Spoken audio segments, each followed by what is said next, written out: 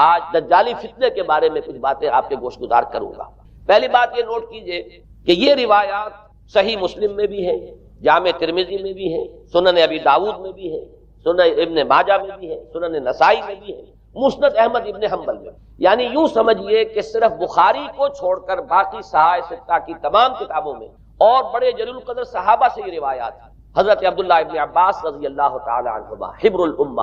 حضرت عبداللہ ابن عمر رضی اللہ تعالی عنہما، حضرت ابو سعید خدری رضی اللہ تعالی عنہ اور حضرت ابو الدرداء رضی اللہ تعالی عنہ، ان صحابہ سے ان کتب حدیث میں جو روایات مروی ہیں وہ یہ ہے کہ جو شخص دجالی فتنے سے محفوظ رہنا چاہے وہ سورہ کہف کی ابتدائی اور آخری آیات کی تلاوت۔ بعض روایات میں تو صراحت ہے ابتدائی اور آخری، بعض میں مطلقاً فرمایا گیا کہ 10 آیات سورہ کہف کی انسان کو دجال کے فتنے سے محفوظ۔ اس اعتبار سے جو تعلق ہے ان آیات کا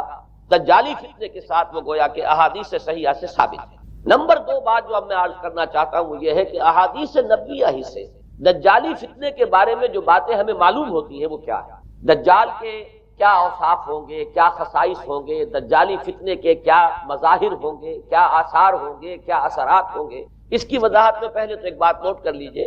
ایک ہے دجالی فتنہ، ایک ہے ایک شخص معین المسیح الدجال، ان دونوں میں فرق ہے۔ معلوم ایسا ہوتا ہے کہ ایک تو شخص ہوگا جس کا ظہور ہوگا، وہ شخص معین ہوگا، اور اگر احادیث کا تتبع کیا جائے تو معلوم ہوتا ہے کہ وہ یہود کا کوئی بہت بڑا لیڈر ہوگا،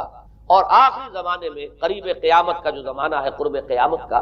اس میں جو بڑی عظیم جنگیں ہونے والی ہیں ان میں جب یہودیوں اور مسلمانوں کا مقابلہ ہوگا اور بہت کریٹیکل سٹیج پر وہ مقابلہ پہنچا ہوا ہوگا، اس وقت حضرت مسیح علیہ السلام کا نزول ہوگا اور وہ دجال اکبر کو یا المسیح الدجال جسے کہا گیا ہے اس کو وہ قتل کرے۔ تو المسیح الدجال یہ تو ایک شخص معین، البتہ دجالی فتنہ صرف ایک شخص معین کے ساتھ نہیں متعلق، بلکہ اس کے لیے جو احادیث آئی ہیں ان کا جب ہم تتبع کرتے ہیں، ان سب کو جب جمع کرتے ہیں تو معلوم ہوتا ہے کہ وہ ایک خاص کیفیت ہے، ایک خاص دور میں کچھ ایسی کیفیات پیدا ہو جائیں گی کہ جن کو دجالی فتنے سے تعبیر کیا گیا ہے۔ وہ کیفیات کیا ہے، میں کچھ احادیث کے حوالے سے وہ میں نوٹ کر کے لایا ہوں، آج آپ کے سامنے رکھ رہا ہوں۔ پہلی بات یہ معلوم ہوتی ہے کہ اس دور میں، اس دجالی فتنے میں، انسان کو جو قواعد طبعیہ ہیں، جو قدرت کی طاقتیں ہیں، کائناتی قوتیں ہیں، ان پر غیر معمولی غلبہ، اقتدار، اختیار حاصل ہو جائے گا، اور وہ دجال متصرف ہوگا ان تمام قواعد طبعیہ پر، بالکل ایسے انداز میں جیسے کبھی انبیاء کرام علیہ السلام کو اللہ تعالیٰ معجزے عطا فرماتا۔ وہ معجزے کہ جو اللہ تعالیٰ کے فضل و کرم سے اللہ کے رسولوں کو عطا ہوئے ہیں، گویا کہ وہ سب کی سب کیفیات ہیں کہ جو دجال کے بارے میں قرآن مجید یا احادیث نبویہ میں وارد ہے۔ مثلا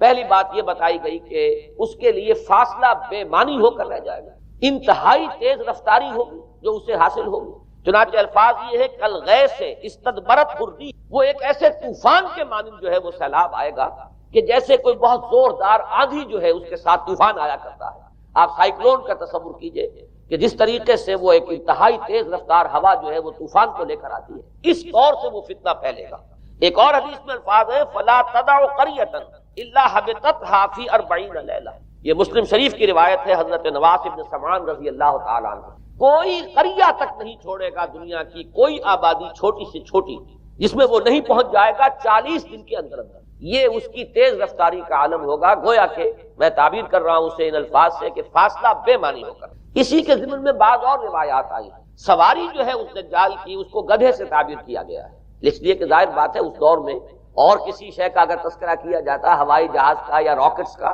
تو وہ تو لوگوں کی سمجھ میں نہ آتا، اور پہلے انہیں ساری سائنس پڑھانی پڑتی تب وہ الفاظ استعمال کرتے، لہذا وہ اس کا خچر، اس کا جس پر سواری ہوتی ہے، لیکن اس کی تیز رفتاری کے لیے الفاظ آئے ہیں کہ اس کا ایک قدم اگر مکے میں ہوگا تو دوسرا قدم شام میں جا کر، اور الفاظ یہ آئے ہیں کہ اس کے دونوں کانوں کے درمیان فاصلہ جو ہے وہ 40 باع کا یعنی 80 ہاتھ کا ہو، بلکہ حضرت علی رضی اللہ تعالیٰ عنہ کے خطبے میں جو اس کا بیان ہوا ہے کہ اس کا ایک کان جو ہے وہ 30 ہاتھ لمبا کان ہوگا اس کا۔ ابھی ذرا یہ صرف احادیث آپ سنتے جائیے، پھر اس کے بارے میں ان سب کو جوڑ کر جو ہمیں نتیجہ نکالنا ہے اس پر گفتگو بعد میں ہوگی۔ اسی طرح آواز کا معاملہ کہ اس کی آواز 4 دانگ عالم میں بیک وقت سنی۔ الفاظ یہ ہے ینادی بصوت لہو یسمع لہو ما بین الخافقین، وہ ایک ایسی آواز کے ساتھ پکارے گا کہ جسے مشرق و مغرب کے مابین رہنے والا ہر شخص اس کی آواز جو ہے گویا کہ وہ تمام فاصلوں کے جو پردے ہیں اس کے لیے وہ حائل نہیں رہیں گے، بلکہ یہ کہ اس کی آواز جو ہے پوری دنیا میں مشرق و مغرب میں بیک وقت سنائی دے گی۔ تیسری بات معلوم ہوتی ہے کہ علاج معالجہ وہ اس انتہا کو اور عمل جراحی اس انتہا کو پہنچ جائے گا۔ یہاں وہ الفاظ آئے ہیں جو قرآن مجید میں حضرت مسیح کے معجزات کے لیے آئے۔ حضرت مسیح کے الفاظ جو ابرئ الاکمہ والابرص، کہ میں مادر ذات اندھے کو اور جو کوڑھ کا مرض، تو ان دونوں کو میں ٹھیک کر دیتا ہوں۔ حضرت مسیح علیہ السلام صرف ہاتھ پھیرتے تھے اور مادر ذات جو نابینا ہے، اندھا، بینائی اس کی آ جاتی تھی، اور کوڑھی جو ہے اس کے جسم پر ہاتھ پھیرتے تھے، اس کا کوڑھ درست ہو جاتا تھا۔ ابرئ الاکمہ والابرص، وہی الفاظ آئے حدیث میں کہ دجال کو یہ قدرت حاصل ہے۔ نمبر 2 یہ کہ وہ یحیی الموتیٰ، جیسے کہ حضرت مسیح کے الفاظ ہیں وہ احیی الموتیٰ، میں زندہ کرتا ہوں مردے کو۔ حضرت مسیح فرماتے تھے ایک مردے کو قم باذن اللہ، اور وہ کھڑا ہو جاتا تھا۔ بالکل اسی طریقے سے دجال کو بھی قدرت حاصل ہو جائے گی کہ وہ مردوں کو زندہ کرے گا۔ مزید وضاحت ایک حدیث میں یہ ہے کہ وہ ایک شخص کو آری کے ساتھ بیچ میں سے چیرے گا، 2 ٹکڑے کر دے گا، پھر سیدھے گا اور زندہ کرے گا۔ معلوم یہ ہوا کہ علاج معالجے کا علم اور دوسرے یہ کہ جراحی کا علم جو ہے وہ اپنی ان بلندیوں کو پہنچے گا کہ اس حد تک انسان کی رسائی ہو جائے گا۔ چوتھی بات، اس کو زمین اور فضا پر اس قدر غلبہ حاصل ہو جائے گا۔ الفاظ یہ حدیث کے یامر السماء فتمطر، وہ آسمان کو حکم دے گا بارش برسا اور وہ بارش برسائے گا، والارض فتنبت، اور زمین کو حکم دے گا کہ فصلیں اگا اور وہ اگائے گی، ویمر بالخربۃ فیقول لها اخرجی کنوزک، اور وہ کسی ویرانے پر سے گزرے گا اور اسے حکم دے گا، ویران چٹیل میدان، اور حکم دے گا کہ اپنے خزانے نکال، اور فرمایا اس کا نتیجہ یہ نکلے گا فتتبعہ کنوزها، تو اس زمین کے جو خزانے ہیں وہ نکل کے اس کے ساتھ چلنے شروع ہو جائیں۔ زمین پر قدرت، فضا پر قدرت، بارش کا حکم ہوگا وہ بارش ہو جائے گی، آسمان بارش برسائے گا، زمین اپنے خزانے اگل دے گی۔ پانچویں بات، وَيُبْعَثُ مَعَهُ الشَّيَاطِينُ عَلَى صُورَةٍ مَنْ مَاتَ، اس کے ساتھ کچھ ایسے شیاطین مبعوث ہوں گے کہ جو ان صورتوں کو اختیار کریں گے ان لوگوں کی جو مر چکے، من الآباء والأمہات والمعارف، جو آباء و اجداد اور مائیں اور دادیاں اور جو بھی جان پہچان والے لوگ ہیں جو فوت ہو چکے ہوں گے، وہ ان کی صورت اختیار کریں گے۔ فَتَأْتِيَ أَحَدَهُمْ فَيَقُولُ أَلَسْتُ فُلَانًا أَلَسْتَ تَعْرِفُنِي، پھر وہ آئے گا اور وہ شیاطین آئیں گے اور انسان سے کسی سے بات کریں گے، کیا تم مجھے نہیں پہچانتے؟ کیا میں تمہارا فلاں رشتہ دار نہیں ہوں؟ اپنی نشانیاں بیان کریں گے اور لوگ پہچانیں گے۔ یہ وہ احادیث ہیں کہ جن کا جو نتیجہ نکلتا ہے اب اس کو پہچان لیجئے۔ وہ نتیجہ یہ ہے کہ حضور صلی اللہ علیہ وسلم نے دجالی فتنے کے جو اوصاف بیان کیے یا جو علامات بیان کی، ان کا حاصل یہ ہے کہ سائنس اور ٹیکنالوجی کی وہ بلندیاں انسان کو حاصل ہو جائیں گی کہ جو چیزیں کبھی رسولوں کے معجزوں سے ظہور پذیر ہوتی وہ قوانین طبیعہ پر تصرف کے باعث خود انسان کرنے لگے۔ یہ ہے در حقیقت حاصل۔ چنانچہ آج آپ دیکھیے وہ جو اس کا گدھا ہے وہ ہمارے آج کل کے ہوائی جہاز ہیں، اور آپ کو معلوم ہے کہ یہ رڈار جو ہے ان کے ہوائی جہازوں کے یہ بالکل اینڈز پر ہوتے ہیں، ان کے بازوؤں پر، اور یہی ان کے کان ہیں، انہی سے انہیں وہ معلومات حاصل ہوتی ہیں۔ خود ان کی لمبائی چوڑائی جو ہے وہ کتنی ہے، اور پھر یہ کہ ان کے درمیان فصل جو ہے وہ 80 ہاتھ کا یا 40 ماہ کا وہ موجود ہے، اور جہاز کی ایک اڑان اب تو کہیں بات پہنچ گئی کہ آپ کو معلوم ہے کہ پوری دنیا کے گرد بھی ایک جہاز جو ہے وہ چکر لگا لیتا ہے چند گھنٹوں کے اندر۔ لیکن یہ ہے کہ عام جو رفتار ہے اس میں بھی ایک پڑاؤ سے دوسرے پڑاؤ تک، ایک جگہ سے جس کو ہاپ کرنا کہتے ہیں، یہ بھی کم سے کم 500-700 میل کا عام طور پر سفر جو ہے وہ جہاز طے کر رہا ہے۔ اسی طریقے سے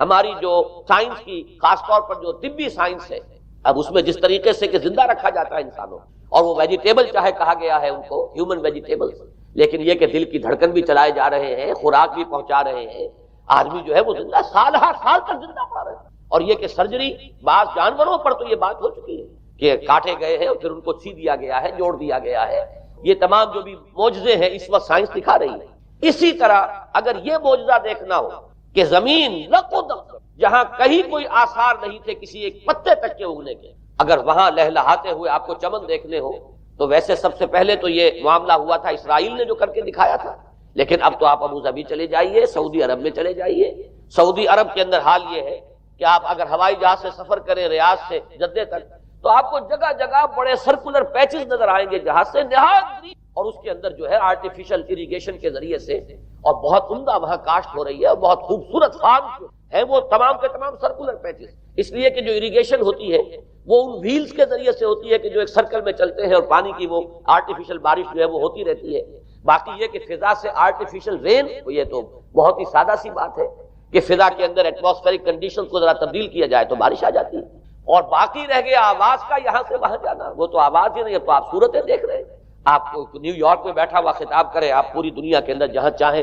وہ آل ورلڈ اینٹینا آپ کے پاس صرف ہونا چاہیے، باقی یہ کہ آپ دنیا کے کسی بھی گوشے میں بیٹھے ہوئے کسی شخص کا خطاب جو وہ سن سکتے ہیں۔ تو معلوم یہ ہوا کہ در حقیقت یہ جو دجالی فتنہ ہے، یہ جس کے اوصاف جو بیان کیے گئے، ابھی میں اس کو لفظ فتنہ سے تعبیر نہیں کر رہا، اسے جس چیز نے فتنہ بنایا وہ ابھی میں آپ سے عرض کروں گا، لیکن یہ جتنے اوصاف حدیث میں آئے، جتنی صفات بیان ہوئی، جو کوائف وہاں سامنے آ رہے ہیں، ان سب کا حاصل تو ایک لفظ میں یہ ہے کہ سائنٹیفک ڈیولپمنٹ اور ٹیکنالوجیکل ڈیولپمنٹ وہ اس درجے کی ہو جائے گی کہ قواعد طبیعیہ پر، فورسز آف دی نیچر پر انسان کو تصرف اور تسلط حاصل ہو جائے گا، اور وہ انہیں استعمال کرے گا، اور اس طریقے سے اس کے اندر وہ ساری کی ساری کیفیات جیسے کہ آج ہم دیکھ رہے ہیں اپنی نگاہوں کے سامنے وہ پیدا ہو جائے۔ اب سوال یہ ہے کہ اس شے کو فتنہ کس چیز ہے، یہ بات سمجھ لیجیے۔ جہاں تک سائنسی ترقی کا تعلق ہے، تکنیکی ترقی کا تعلق ہے، یہ چیزیں فی الاصل فتنہ نہیں ہے، یہ تو وہ علم آدم الاسماء کلھا کا ظہور ہے۔ اللہ تعالیٰ نے ازل میں حضرت آدم علیہ السلام کو جو صلاحیت عطا فرما دی تھی،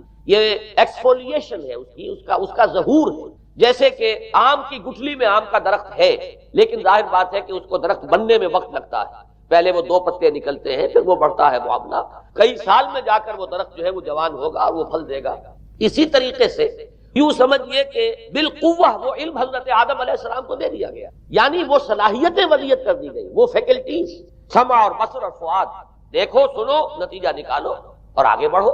آپ نے چیز دیکھی، ایک سنی، نتیجہ نکالا، اس کو نوٹ کیا، آگے بڑھے، پھر کوئی چیز دیکھی، پھر کوئی سنی، اپنے سابق جو نتیجہ آپ نے نکال کر محفوظ کیا تھا اپنی میموری میں، اس کے ساتھ اس کو ٹیلی کیا، کوئی اور نتیجہ نکل آیا اور آگے بڑھے۔ تو یہ تو سٹیپ بائی سٹیپ، قدم بہ قدم انسانی علم آگے بڑھ رہا ہے۔ یہ ہرگز فتنہ نہ ہوتا، میرے الفاظ پر توجہ کیجئے، اگر اس کے ساتھ متوازن طور پر ایمان اور روحانیت کا ارتقا بھی ہو، اگر اس کے ساتھ اللہ کی معرفت، اللہ کی محبت، آخرت کا ایمان، منزل انسان کی جو ہے وہ آخرت ہے، دنیا نہیں ہے، اگر یہ چیزیں ساتھ کے ساتھ ہوتی تو یہ ہرگز فتنہ نہیں۔ فتنہ در حقیقت اسے جس نے بنایا ہے وہ یہ ہے کہ کچھ ایسے اسباب ہوئے ہیں، اور وہ اسباب آج مجھے بیان کرنے کہ در حقیقت موجودہ عیسائیت اس کا سب سے بڑا سبب ہے۔ اس کے نتیجے میں ایک بہت بڑا گیپ ہے، اپالنگ گیپ ہے، بڑا مہیب خلا ہے، بڑی وسیع خلیج ہے جو حائل ہو چکی ہے کہ ایمان اور روحانیت ختم ہوتے چلے گئے، اور یہ ٹیکنیکل اور سائنٹیفک ڈیولپمنٹ بڑھتی چلی۔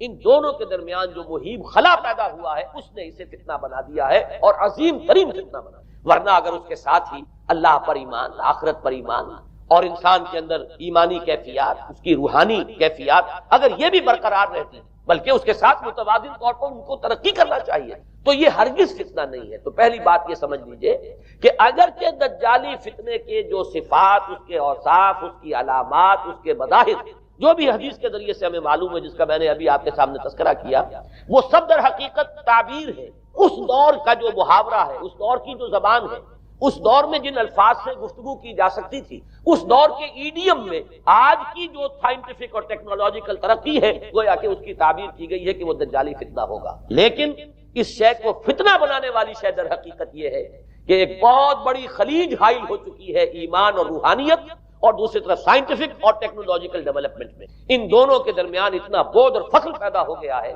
کہ جس کی وجہ سے اس نے فتنے کی شکل اختیار کی۔ اس کا سبب کیا ہے، آج ہمیں اس پر غور کریں۔ دیکھیے حضرت مسیح علیہ السلام کا دین، اور جیسا کہ میں نے عرض کیا اس سورہ کہف کے پہلے رکوع میں تذکرہ انہی کا ہو رہا ہے، وَيُنذِرَ الَّذِينَ قَالُوا اتَّخَذَ اللَّهُ وَلَدًا مَا لَهُم بِهِ مِنْ عِلْمٍ وَلَا لِآبَائِهِمْ كَبُرَتْ كَلِمَةً تَخْرُجُ مِنْ أَفْوَاهِهِمْ يَقُولُونَ إِلَّا كَذِبًا فَلَعَلَّكَ بَاخِعٌ نَفْسَكَ عَلَىٰ آثَارِهِمْ إِن لَّمْ يُؤْمِنُوا بِهَٰذَا الْحَدِيثِ أَسَفًا۔ ان آیات کا پہلے ترجمہ آپ سن لیجئے، جو پہلی آیات ہے ان کا ترجمہ ہم کر چکے ہیں۔ کل حمد اس اللہ کے لیے ہے جس نے اپنے بندے پر کتاب نازل فرمائی اور اس میں کوئی کجی نہ رکھی، جو بالکل سیدھی ہے اور خبردار کرتی ہے ایک ایسی بڑی عظیم اور مہیب جنگ سے کہ جو خاص اللہ کی طرف سے ہوگی، اور بشارت دیتی ہے مومنین کو جو نیک عمل کریں کہ ان کے لیے بہت بڑا اور بہت عمدہ اجر ہے، ماکثین فیہ ابدا، وہ اس میں رہیں گے ہمیشہ ہمیشہ۔ وَيُنذِرَ الَّذِينَ قَالُوا اتَّخَذَ اللَّهُ وَلَدًا، اب دوہرا کر بات آئی، اور تاکہ خبردار کر دے ان کو جنہوں نے یہ کہا کہ اللہ نے کسی کو اپنا بیٹا بنایا ہے،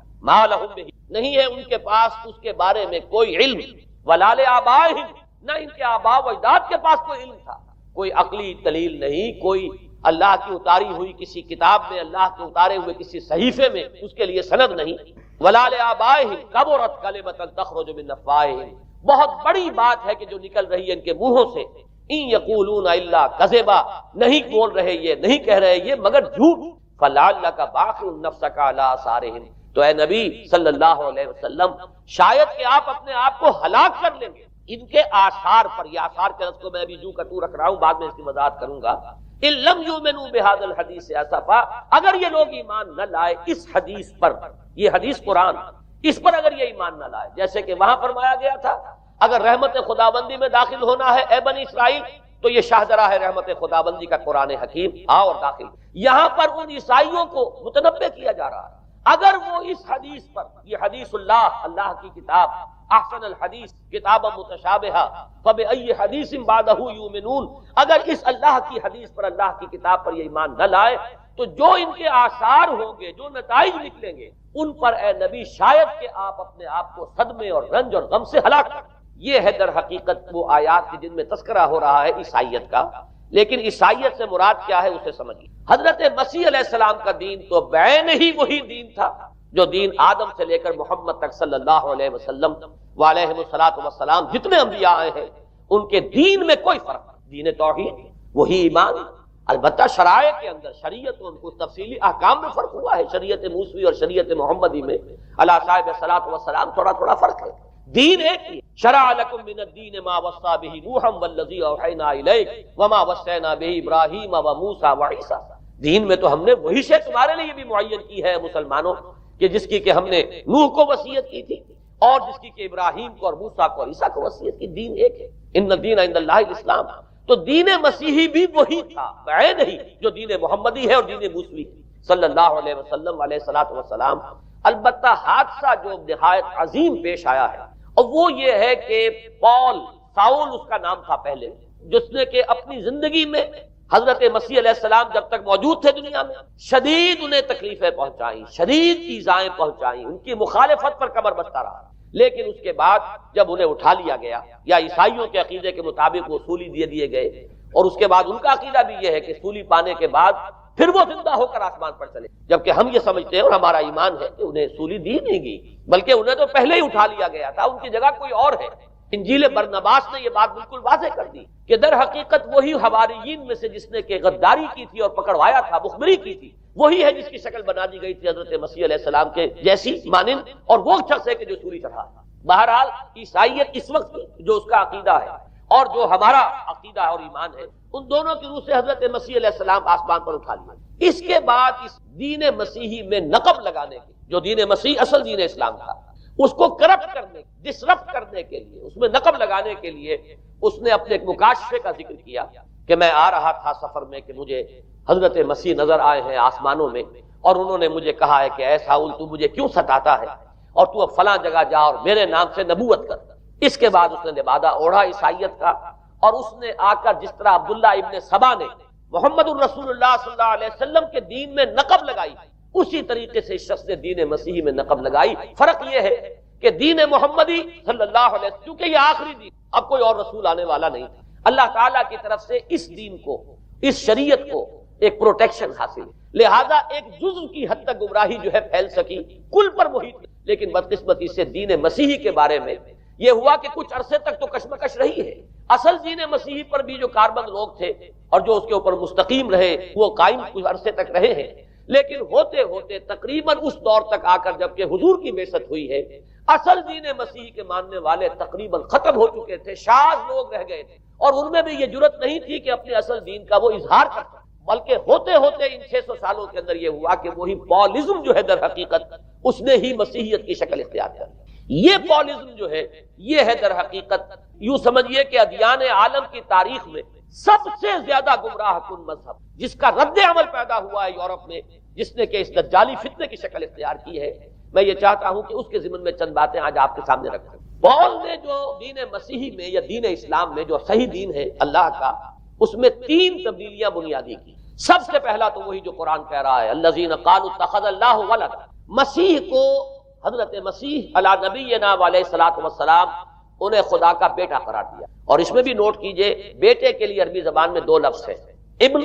اور ولد۔ ابن کا لفظ ذو معنیین ہے، دو معنی ہے اس کے، ابن بیٹے کو بھی کہتے ہیں اور ابن کا کوئی معنوی تعلق بھی ہو سکتا ہے، صرف بیٹا نہیں۔ ابن السبیل مسافر کو کہتے ہیں، راستے کا بیٹا، یعنی چونکہ راستے کے ساتھ اس کا ایک تعلق ہے، راستہ چل رہا ہے، وہ تو ابن السبیل ہے۔ ابن الوقت، وقت کا بیٹا، وہ وقت کا بیٹا اس معنی میں نہیں ہے، بلکہ یہ کہ جو ہر وقت جو ہے حالات کے مطابق گرگٹ کی طرح اپنا رنگ بدلتا چلا جائے، چلو تم ادھر کو ہوا ہو جدھر کی، وہ ابن الوقت ہے۔ تو ابن الوقت اسی طریقے سے جو میں نے دوسری مثال دی ہے، ان کو اگر آپ سامنے رکھیں گے تو معلوم یہ ہوا کہ ابن کے تو دونوں معنی ہو سکتے ہیں، لیکن ولد یہ بالکل مخصوص اولاد کے معنی میں ولد، یہ تو گویا کہ صلبی اولاد۔ اور عیسائیت وہ ہے مذہب کہ جس نے کہ بدترین شرک کی صورت اختیار کی ہے، اور ان کے ہاں عقیدے میں یہ الفاظ ہیں کہ مسیح اللہ کا، خدا کا صلبی بیٹا، تاکہ کوئی شک نہ رہ جائے کہ کوئی اور نسبت ہے جسے ابن سے تعبیر کیا گیا، کوئی اور تعلق ہے جس کے لیے یہ لفظ اختیار کیا گیا، صلبی کا لفظ استعمال کیا گیا ہے کہ یہ خدا کا صلبی بیٹا۔ اور یوں سمجھیے اب اس کا جو نتیجہ نکلا کہ بیٹا اگر کسی کا ہے تو ظاہر بات ہے کہ وہ ہم جنس ہے، ہم نوع ہے اپنے باپ۔ انسان کا بیٹا انسان ہوگا، سید زادہ جو ہے سید کا بیٹا سید ہوگا، مغل کا بیٹا مغل ہوگا، گھوڑے کا بیٹا گھوڑا ہوگا، گدھے کا بیٹا گدھا ہوگا۔ معلوم یہ ہوا کہ بعین ہی جو کچھ باپ ہوتا ہے وہی بیٹا ہوتا ہے۔ لہذا اس لفظ نے در حقیقت شرک کی بدترین صورت اختیار کی کہ بالکل اللہ کے برابر، اللہ کا ہم نوع، گویا کہ بدترین شرک جو ہے شرک فی الذات ہے۔ اور شرک فی الذات کی بدترین صورت یہ ہے کہ جو عیسائیت میں آئی ہے کہ حضرت مسیح علیہ السلام کو اللہ کا صلبی بیٹا قرار دیا۔ اب اس کے نتیجے میں چونکہ ظاہر بات ہے کہ آخر بائبل بھی موجود تھی، اس بائبل کو ایک دم کیسے ختم کر دیتا سینٹ پال کہیں یا بہرحال میں تو لفظ سینٹ اس کے ساتھ استعمال نہیں کرنا چاہتا، لیکن چونکہ ہمیں یہ ہدایت ہے قرآن مجید کی بھی کہ جو باطل معبود بنا لیے جاتے ہیں انہیں بھی ہم کوئی ان کے لیے توہین والے الفاظ استعمال نہ کریں، لہذا میں یہ لفظ استعمال کر رہا ہوں، ورنہ جی تو چاہتا ہے کہ کوئی اور لفظ اس کے لیے استعمال کیا جائے۔ لیکن جو بھی اس وقت دنیا میں اس کا معروف نام ہے پال، سینٹ پال، تو اس نے چونکہ ظاہر بات ہے کہ پوری بائبل کو کیسے ختم کر دیا، ایک دم تورات کو کیسے ختم کر دیتا؟ تورات تو آج تک چلی آ رہی ہے بائبل کے ساتھ ملی، the old testament, the new testament, یہ دونوں مل کر بائبل بنتی، لہذا اب گورکھ دھندا بنانا پڑا انہیں، وہ تسلیس والا گورکھ دھندا، 3 میں 1 1 میں 3، توحید بھی ہے تسلیس بھی ہے، 3 میں 1 1 میں 3، اور یہ وہ شے ہے کہ جس نے عقیدے کا تعلق عقل سے منقطع کر، اس سے سمجھ میں آنے والی بات ہے، 3 میں 1 1 میں 3 ایک گورکھ دھندا ہے۔ نتیجہ انہوں نے یہ نکالا کہ ڈوگما در حقیقت اس کا عقل سے کوئی تعلق نہیں، ڈوگما بس عقیدہ ہے، اور اس عقیدے ہی کے اوپر سارے دین کی بنیاد ہے، باقی وہ عقل میں آئے نہ آئے، عقل کے لیے قابل قبول ہو یا نہ ہو، یہ بات اچھی طرح سمجھ لیجئے کہ اگرچہ ہمارے ہاں ہم بھی یہ بات کہتے ہیں کہ بہت سے حقائق جو ہے کائنات کے وہ ایسے ہیں کہ جن تک عقل کی رسائی نہیں، اس کے لیے ہم مجبور ہیں، محتاج ہیں وحی کی ہدایت کے، لیکن دو چیزوں میں فرق کیجئے، ایک ہے عقل سے ماورا ہونا اور ایک ہے عقل کے خلاف ہونا، ان دونوں چیزوں میں زمین و آسمان کا فرق ہے۔ ایک وہ حقائق ہے کہ جو عقل از خود ان تک رسائی حاصل نہیں کر سکتے، لیکن جب وہ سامنے آتے ہیں تو عقل تسلیم کرتی ہے کہ ہاں یہ بات سمجھ میں آتی ہے۔ ایک وہ چیزیں ہیں کہ جن کو عقل تسلیم نہیں، تو ایک ہے مخالف عقل، ایک ہے ورائے عقل، ان دونوں میں زمین و آسمان کا۔ ہمارے دین میں تو عقل کو اپیل کیا گیا ہے، لعلکم تعقلون، لعلہم یعقلون، اولو الالباب الذین یعقلون۔ اب ظاہر بات ہے کہ عقل کو ہاتھو برہانکم ان کنتم صادقین، لاؤ دلیل اپنی، تو دلیل سے عقل سے اپیل کی، اور اس میں وہ رشتہ جو میں نے کئی مرتبہ بیان کیا علامہ اقبال کے اشعار کے حوالے سے کہ عقل گو آستاں سے دور نہیں، اس کی قسمت میں پر حضور نہیں، اور گزر جا عقل سے آگے کہ یہ نور چراغ راہ ہے، منزل نہیں، منزل تک تو عقل نہیں پہنچائے گی لیکن راستہ تو دکھاتی ہے، اور جب کہ وحی کی روشنی سامنے آتی ہے تو عقل اس کی تصدیق کرتی ہے۔ یہ ہے ہمارا موقف اور یہ ہے عقلی معقول موقف۔ لیکن عیسائیت نے، بلکہ کہنا چاہیے پالزم نے، مجھے یہاں پر لفظ عیسائیت اب استعمال کرنا نہیں چاہیے، اس لیے کہ حضرت عیسیٰ سے اب اس کی نسبت نہیں رہی، حضرت عیسیٰ سے اس کی نسبت جو ہے یہ مس نومر ہے، یہ غلط نام ہے۔ دی 100 کا مصنف جو ہے ڈاکٹر مائیکل ہارٹ، اس نے یہ بہت بڑی بات کہی، اس نے کہا در حقیقت موجودہ جو عیسائیت ہے اسے پالزم کہنا چاہیے، یہ پالزم ہے، کرسچینٹی نہیں ہے، اس لیے کہ در حقیقت حضرت مسیح علیہ السلام کی تعلیم جب تک وہ دنیا میں تھے وہ یہ نہیں تھی کہ جو پال نے، البتہ اس نے پال کو بہت بڑا شخص مانا، اس میں کوئی شک نہیں، اس لیے کہ اس نے تاریخ کے ایک دھارے کا جو ہے وہ رخ موڑ دیا ہے، اللہ تعالیٰ کے صحیح دین کو گویا کہ قلع کما کر کے ایک نیا دین اس طریقے سے پھیلایا ہے کہ آج بھی شاید دنیا میں کثیر ترین تعداد عیسائیت ہی کے نام لیواؤں کی ہے، واللہ عالم، یا شاید گوتم بدھ کے ماننے والوں کی ہے. بہرحال یہ کہ بہت بڑی تعداد میں آج حضرت مسیح علیہ السلام کی طرف جو منسوب ہے غلط طور پر دین، اس کے نام لیوا دنیا میں. اس اعتبار سے وہ یقیناً اس کا تو حق رکھتا ہے کہ اس کا نام بھی اس کتاب میں آئے کہ جس نے تاریخ کے اوپر اثرات اپنے. اور حضرت مسیح علیہ السلام جب تک دنیا میں تھے، عیسائیت کی حقیقت بنی اسرائیل یا یہودیت کے ایک فرقے سے زیادہ نہیں، ڈیٹیچ نہیں ہوا تھا یہ حضرت موسیٰ علیہ السلام کے دین. لیکن یہ کہ پال نے اسے بالکل ایک مستقل بذات ایک جدا گانا دین کی شکل دے دی. تو یہ پالزم نے در حقیقت سب سے پہلا کام یہ کیا کہ عقل سے بالکل تعلق منقطع کیا. عقیدہ ڈوگما جو ہے وہ خلاف عقل، جو بات عقل میں آئے نہ آئے بس مان لی. تو پہلی تو یوں سمجھیے کہ نقب جو لگی ہے دین کے اندر وہ اس تسلیس کے حوالے سے، اور تسلیس کا گورکھ دھندا خلاف عقل، لہذا ڈوگما کی جو کا لفظ جو استعمال ہوا ہے کہ بس اس کو تو ہم مانیں گے چاہے وہ عقل کے لیے قابل قبول ہو چاہے نہ ہو. دوسرا اس سے بھی زیادہ آپ دیکھیے ایک سے ایک بڑھ کر اینٹ رکھی جا رہی ہے. خشت اول چونے حد میں مار کر تاثریہ امیر ود دیوار پر. دوسرا کفارے کا عقیدہ جو مبنی ہے صلیب کے عقیدے. مسیح نے انتہائی ذلت کی موت، یعنی صلیب کی موت جو ہے وہ خود کہتے ہیں کہ انتہائی ذلت کی موت. یہ ذلت کی موت کا پیالہ اس لیے پیا تاکہ اس کے ماننے والوں کی طرف سے کفارہ ادا ہو جائے. مسیح کفارہ ادا کر چکا ہے، اب جو شخص بھی مسیح کو مان لے گا اس کی گویا کہ نجات ہو گئی. اس کا عمل سے کوئی تعلق، عمل ہو نہ ہو، بد کردار ہو، اچھا کردار والا ہو، نیک ہو، بھلا ہو، جیسا بھی ہو، برا ہو، بدماش ہو، لچا ہو، لفنگا ہو، مسیح کو مان لے. صرف ماننے پر، اس لیے کہ مسیح تو اس کی طرف سے کفارہ پیش کر چکا. سارے گناہوں کا کفارہ جو ہے مسیح نے انتہائی ذلت آمیز موت جو ہے قبول کر کے گویا کہ اپنے ماننے والوں کے تمام گناہوں کا کفارہ دیا. یہ دوسرا عقیدہ. اس کا نتیجہ کیا نکلا؟ تسلیس نے عقل سے تعلق توڑ دیا تھا مذہب کا، اس نے عمل سے تعلق. ڈوگما ہی ڈوگما ہے، نہ عقل سے کوئی تعلق نہ عمل سے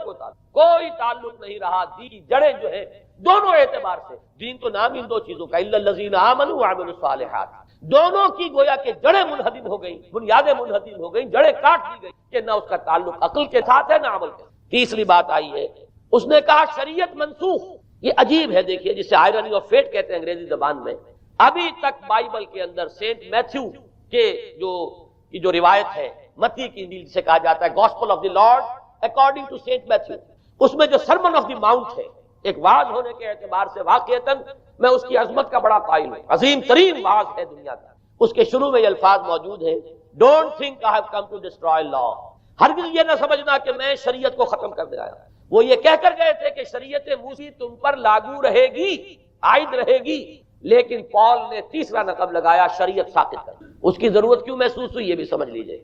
حضرت مسیح یہ کہہ کر گئے تھے کہ میں صرف بنی اسرائیل کے لیے آیا ہوں، میں اسرائیل کے گھرانے کی کھوئی ہوئی بھیڑوں کی تلاش میں آیا ہوں. انجیل میں یہ الفاظ آج بھی. حضرت مسیح نے اپنے حواریین کو جب بھیجا ہے کہ اب جاؤ تبلیغ کرو میری طرف سے، اس کی ہدایتوں میں ایک ہدایت یہ بھی ہے کہ تمہیں صرف اسرائیلیوں تک تبلیغ کرنی ہے، باہر نہیں. میں صرف اسرائیلیوں کی طرف رسول بنا کر بھیجا گیا ہوں. یہ الفاظ بھی موجود ہیں، اگرچہ اس وقت کے انجیل میں جو الفاظ ہیں وہ تو میں سمجھتا ہوں کہ حضرت مسیح علیہ السلام کے شایان شان نہیں ہے. وہاں کوئی نہ کوئی تحریف ہوئی ہے لفظی، اس لیے کہ وہاں تشبیہ دی گئی ہے کہ کوئی اپنے بچے کے حصے کی روٹی جو ہے کتے کے آگے نہیں ڈالتا. گویا کہ جینٹائلز جو ہیں غیر بنی اسرائیلی، انہیں اس جملے کی روح سے انہیں کتوں سے تشبیہ دی جا رہی ہے کہ میرے پاس میرے بچوں کے حصے کی روٹی ہے، میرے بچے ہیں اسرائیلی، میری روٹی جو ہے یہ جو میرے پاس ہے وہ اسرائیلیوں کے لیے ہے. کوئی اپنے بچوں کے حصے کی روٹی کتے کو نہیں کھلاتا. یہ جملہ تو میں سمجھتا ہوں حضرت مسیح کا نہیں ہو، لیکن یہ ہدایت کہ تمہیں تبلیغ صرف اسرائیلیوں میں کرنی ہے یہ قرآن مجید کی روح سے ثابت ہے. اس لیے کہ قرآن بھی یہ کہتا ہے کہ رسولاً الی بنی اسرائیل، حضرت مسیح علیہ السلام رسول بنا کر بھیجے گئے تھے بنی اسرائیل کے. اس لیے کہ وہ یوں سمجھیے کہ جسے ہمارے ہاں عام اصطلاحات میں علماء کہا کرتے ہیں تاج و تخت ختم نبوت، وہ تاج و تخت ختم نبوت تو ابھی منتظر تھا محمد رسول اللہ صلی اللہ علیہ وسلم کی آمد کا کہ وہی آئیں گے تو انہی کی بعثت ہوگی پوری نوع انسانی کی. آپ سے پہلے کسی رسول کی بعثت پوری نوع انسانی کی طرف نہیں ہوئی بشمول حضرت مسیح علیہ السلام. ہر جو ہے رسول جو آیا ہے آپ سے پہلے اپنی اپنی قوموں کی طرف آیا ہے. لیکن اس پال نے کیا کیا؟ پہلے تو یہ اصول توڑا. ہم اس دین مسیحی کی یا جو پالزم ہے اس کی اب تبلیغ کریں گے غیر اسرائیلیوں. وہاں انہیں دقت پیش آئی. شریعت موسوی بڑی بھاری شریعت ہے. اب وہ بھاری شریعت جو ہے اس کو قبول کرنا تو لوگوں کے لیے آسان نہیں ہے. انہوں نے یہ کیا کہ یہ شریعت تم پر ساقط، شریعت کا بوجھ تم پر نہیں، برڈن آف لا یہ تمہارے لیے. اور میں یہاں مثال دے دینا چاہتا ہوں، میں نے ہی تاریخ نے اپنے آپ کو دہرایا ہے